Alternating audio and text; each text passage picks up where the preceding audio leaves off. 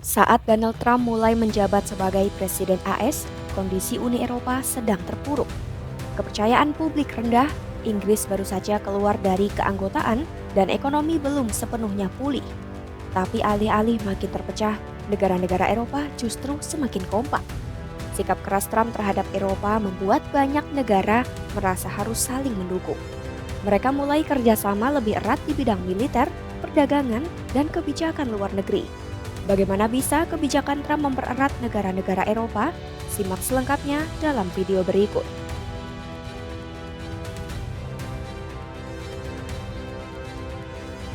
Trump memberlakukan tarif tinggi untuk produk dari Eropa dan bahkan mengancam akan menambah tarif baru sebesar 30%. Trump juga menyatakan negara-negara Eropa harus lebih banyak membayar biaya pertahanannya sendiri dan memberi sinyal AS tidak akan membantu jika mereka dinilai kurang berkontribusi. Sejak mulai menjabat pada Januari 2025, Trump telah mengancam akan menginvasi Greenland, wilayah semi-otonom milik Denmark. Pemerintahannya juga menyebut orang Eropa menyedihkan dalam sebuah percakapan yang bocor di aplikasi pesan sinyal. Tak hanya itu, Trump bahkan pernah mengatakan secara langsung bahwa Uni Eropa dibentuk untuk mengacaukan Amerika. Ironisnya, sikap Trump justru memicu kebangkitan kepercayaan terhadap Uni Eropa. Sejak 2016, dukungan terhadap Uni Eropa perlahan meningkat. Belakangan ini, kepercayaan publik mendekati titik tertinggi dalam 20 dekade. Tentu saja masalah masih ada. Ekonomi Eropa masih lambat, populasi menua, dan kritik dari kelompok populis makin kencang. Presiden Komisi Eropa Ursula von der Leyen juga banyak dikritik karena ingin mengubah anggaran Uni Eropa. Namun ada perubahan besar. Di Denmark, negara yang sebelumnya sangat skeptis terhadap kebijakan Uni Eropa, ini masyarakatnya lebih positif. Menteri Urusan Eropa Denmark, Mary Giri, mengatakan dukungan publik belum pernah sebesar sekarang. Survei terbaru menunjukkan 74% warga Denmark percaya pada Uni Eropa, naik dari 63% 5 tahun lalu. Tren ini terlihat di banyak negara anggota lainnya.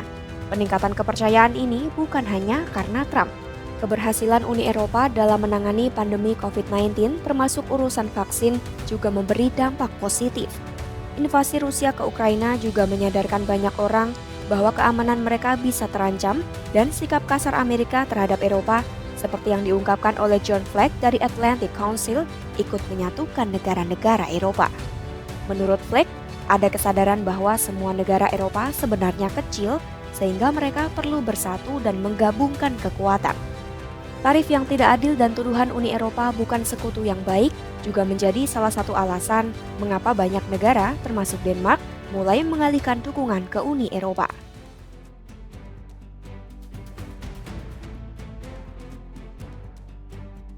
Untuk menghadapi ancaman dari Rusia dan tekanan Amerika, negara-negara Uni Eropa sedang meningkatkan belanja pertahanan.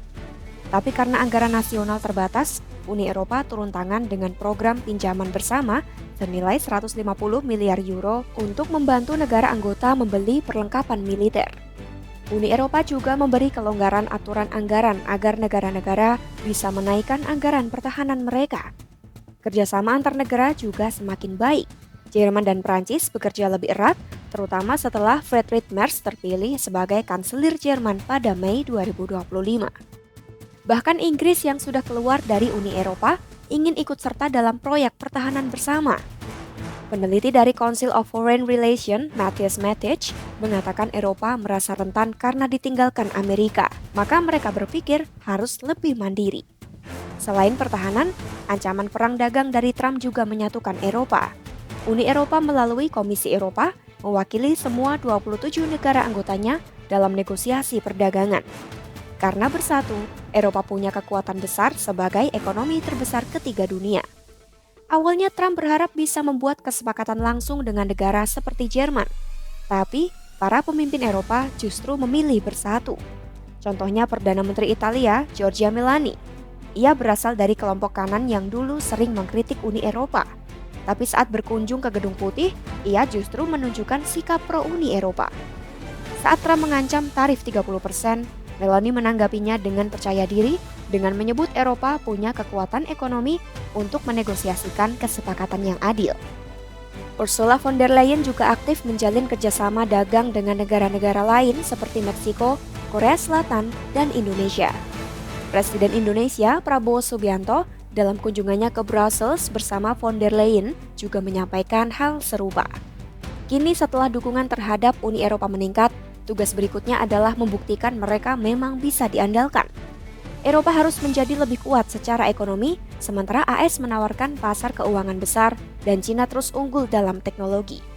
Uni Eropa sudah berusaha mengatasi masalah ini lewat anggaran baru dan janji mengurangi birokrasi, tapi belum jelas apakah itu cukup. Menurut von der Leyen, Uni Eropa membutuhkan versi baru yang siap untuk melebarkan pengaruhnya ke dunia dan berperan aktif membentuk tatanan dunia baru. Meskipun masih banyak tantangan, ia mencatat masih ada negara-negara yang ingin bergabung dengan Uni Eropa.